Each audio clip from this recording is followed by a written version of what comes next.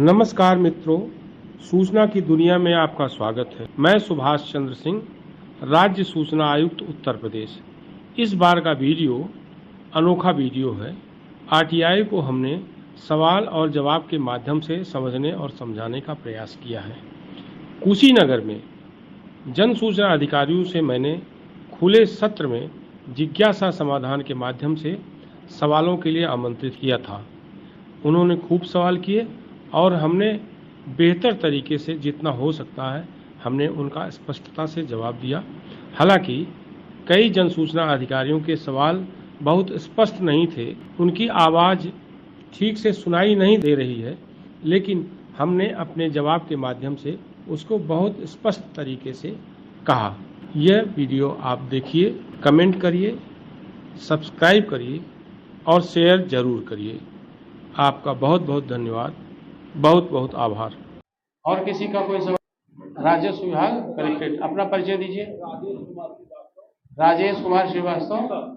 हाँ जी, प्रशासनिक अधिकारी कुशीनगर।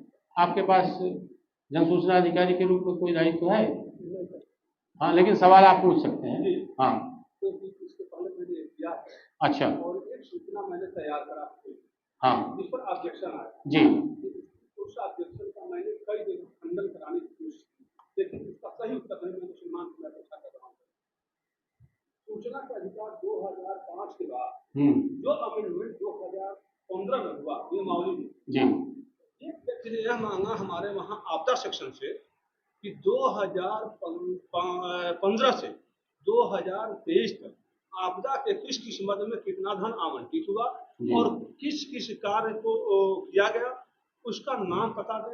एक उसने यह क्वेश्चन किया कि रकम सर, एक उसने क्वेश्चन किया कि अब तक किस फर्म को टेंडर किया गया, उस फर्म का नाम और क्या क्या कार्य दायित्व सौंपा गया। विस्तृत सूचना है सर, मैंने उसका जवाब नियमावली से दिया। जी सर। सूचना के अधिकार नियमावली 2015 के नियम 4 टू के प्रस्तर 1-2 में किसी कार्य के किए जाने अथवा न किए जाने के उचित का उत्तर नहीं दिया जा सकता है, लेकिन उसने एक्सेप्ट नहीं किया सर। उस व्यक्ति ने यहाँ आया, जोही सलमान ने कहा है कि मैं आपको पनिश कराऊं, तो उसने वो धमकी मिलती है जी। तो 13 बिंदुओं का सर उसने सूचना मांगा, मैंने मैक्सिमम दिया। एक हमसे फॉल्ट हुई, लेकिन वह भी शाब्दिक फॉल्ट था, मैंने वही 13 में दिया। तो मैंने लिखा प्रश्न बिंदु संख्या 5 की सूचना बिंदु संख्या 7 में समाहित है, यही थोड़ा सा फॉल्ट है, वही मैं लिखता तो मैंने लिख दिया इसकी सूचना इसमें समाहित है। तो इसके संबंध में सर थोड़ा सा हम जानना चाहेंगे, जो नियमावली में प्रख्यापित है उसको हम लागू कर सकते हैं कि नहीं? नियमावली ही आप पर लागू होती है जी, और वह नियमावली 2015 के उत्तर प्रदेश सरकार सूचना नियमावली 2015 वह सूचना अधिकार कानून 2005 के आलोक में बनाई गई, कोई विरोधाभास नहीं है।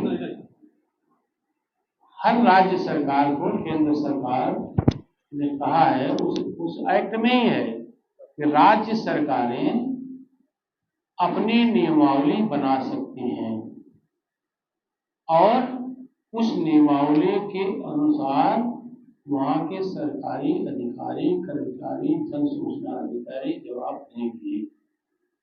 मैं फिर रिपीट कर रहा हूँ कि नियमावली 2015 और एक्ट अधिनियम 2005 में कोई विरोधाभास नहीं है। जो एक्ट 2005 में कहा गया है वही उत्तर प्रदेश की परिस्थितियों और यहाँ के विभागों के अनुसार वही नियमावली बनाई गई है। जैसे शिक्षा विभाग यहाँ भी है, वहाँ भी है, लेकिन उत्तर प्रदेश के शिक्षा विभाग से संबंधित जो सूचना मांगेगा वो नियमावली के अनुसार आप देंगे, आप पर लागू होता है।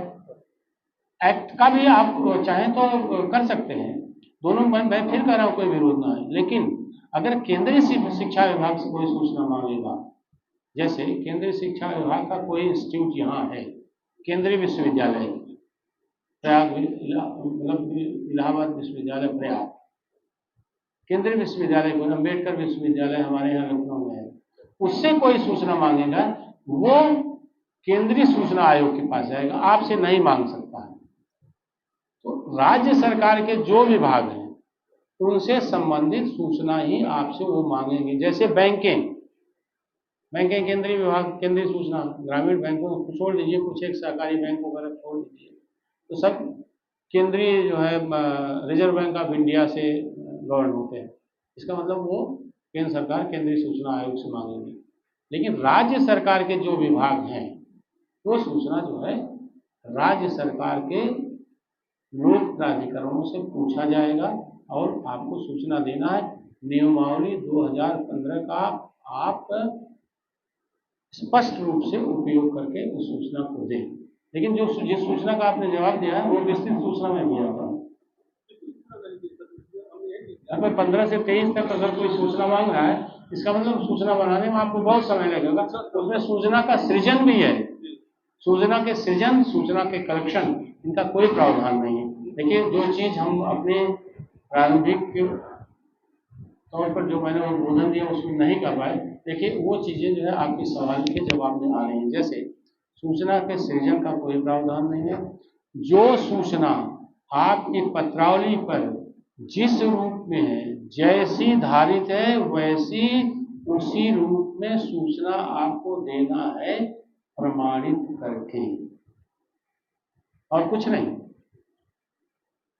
सूचना का सृजन नहीं करना है, सूचना का कलेक्शन नहीं करना है। विस्तृत सूचना है, आप विस्तृत सूचना करके मना कर सकते हैं। आप उससे शुल्क मांगे, 10,000 पेज की सूचना है, लेकिन 10,000 के पेज का मतलब कि जब आप लास्ट में ये गिने तो 2,000 निकले, तो फिर ये होगा कि आपने तो ऐसे ही मांग लिया। हालांकि इसके लिए भी प्रावधान है। प्रावधान ये है कि जो शुल्क वो जमा करेंगे और उसके बाद जितनी सूचना देंगे, अगर उनका शुल्क बचता है तो आप विधि सम्मत तरीके से उनको वापस करेंगे, अगर बढ़ता है तो आप उनसे अतिरिक्त शुल्क लेंगे। देखिए, अब हमारे प्रारंभिक उद्बोधन ये चीजें नहीं आई थी, लेकिन अभी सवालों के जवाब में ये बात आ गई। इसलिए मैं कहता हूँ कि सवाल खूब पूछे जाने चाहिए, उसमें बहुत सारे जवाब आएंगे। बात स्पष्ट हो गई ना? ठीक जी। दिनेश कुमार तहसीलदार हाटा, हाँ, सहायक जन सूचना अधिकारी, सहायक जन सूचना अधिकारी, जन सूचना अधिकारी जी, बताइए। हाँ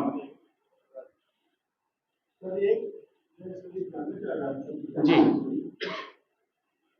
एक प्रत्यावेदन है जी, प्रेजेंटेशन है या एप्लीकेशन है सर, उसको किसी डिपार्टमेंट को भेजा गया, किसी ऑफिस को, और उसके बाद उसमें एक RTI लगाया गया कि हमें एक्शन टेकन रिपोर्ट चाहिए, एक्शन टेकन रिपोर्ट प्रेजेंटेशन या एप्लीकेशन का। तो सर क्या DIO को जो रूल है 2015 वाला 4(1) का एक्शन टेकन रिपोर्ट देने से इनकार कर सकता है? एक्शन टेकन रिपोर्ट वो यही तो मांग रहा होगा कि इस संदर्भ में हुआ क्या, क्या है, वो आप बता दीजिए ना कि आपने वो जो भेजा था प्रत्यावेदन उस डिपार्टमेंट को, आप उसको 30 दिन के भीतर बताइए वो प्रत्यावेदन भेजा गया, अभी वहां से कोई जवाब नहीं आया, या जो जवाब आए आप उसको दे दीजिए। अगर जवाब नहीं आए तो आप ये 30 दिन के अंदर बताइए कि एप्लीकेशन अमुक खतरांक से जो है भेजा गया, उसका ये प्रमाण है, वहां से आते ही आपको दे दिया जाएगा, जिसकी कोई सीमा नहीं है। जब आएगा तब हम देंगे, लेकिन ये चीज आप 30 दिन के भीतर करिए।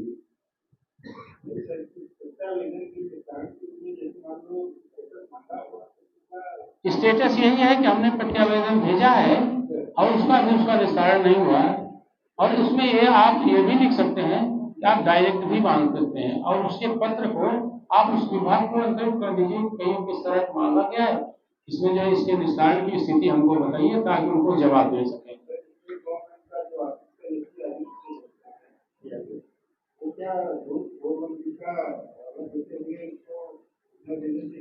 नहीं, सूचना देने से इनकार नहीं कर सकते आप। नहीं, बिल्कुल सूचना देने से इनकार तब आप कर सकते हैं जब आपके पास सूचना न हो।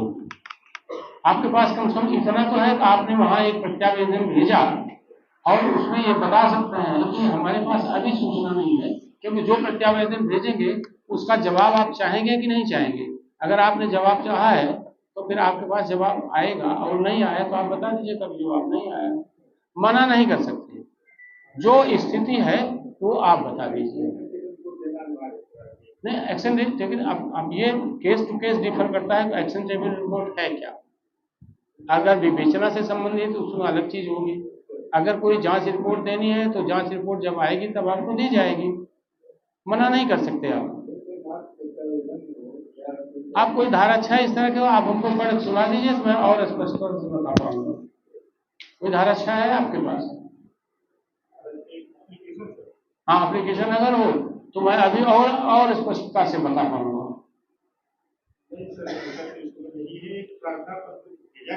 हाँ, उसमें पहले पीआईओ थे, उन्होंने यही भेज दिया था कि जो असिस्टेंट था उन्हें ये पूछा था कि मेरे जो शिकायती प्रार्थना पत्र है या प्रत्यावेदन है इस पर क्या कार्रवाई की। हाँ, तो आप कार्रवाई बता दीजिए ना, यही तो पूछते हैं। सर पहले जो पीआईओ थे 1.5 साल पहले तो उन्होंने ये लिख के भेज दिया था कि 4 के अंतर्गत जो है 2015 वाला नहीं, आप सूचना देने से मना नहीं कर सकते, सूचना देने से मना नहीं कर सकते। मैंने कहा ना, सूचना देने से मना करने का मतलब वह सूचना आपके पास नहीं है, लेकिन यह सूचना किसी रूप में आपके पास है। आपने एक एप्लीकेशन जो प्रत्यावेदन उसने दिया होगा उस पर कुछ तो किया होगा, उसको किसी को मार्क किया होगा, जांच के लिए लिखा होगा। अगर राजस्व से संबंधित आपने हो सकता है लेखपाल को कहा हो कि आप जा करके जांच करो, नाप जो करो, कुछ करो, कुछ तो किया होगा ना, कुछ तो आपकी पत्रावली पर होगा। जो आपकी पत्रावली पर हो, जैसा हो, मैंने कहा ना, मैं फिर रिपीट कर रहा हूँ, सूचना जिस रूप में आपके पास है उस रूप में आप दीजिए। नेक्स्ट,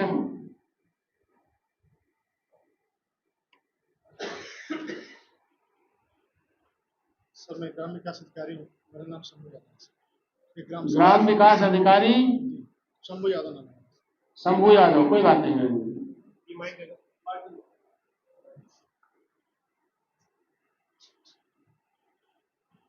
सर एक बड़ारा ग्राम सभा है बगल में, वहाँ पे एक अहमद अली है, उनका अपने भाई से विवाद है और पिछले 8 वर्षों से विभिन्न प्रकार की सूचनाएं मांगकर ग्राम सभा को परेशान हैं।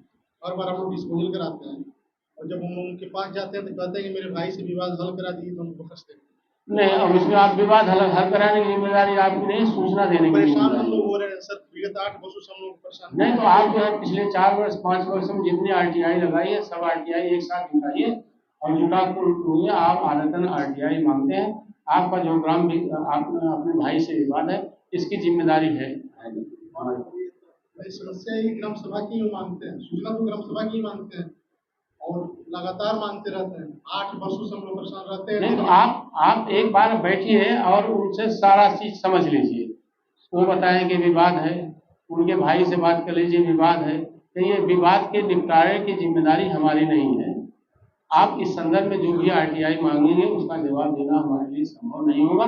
मैं फिर कह रहा हूँ, एक ही रेमेडी है, जो कहना हो 30 दिन के भीतर करिए। आप इस YouTube चैनल को लाइक करिए, सब्सक्राइब करिए, कमेंट करिए और शेयर जरूर करिए।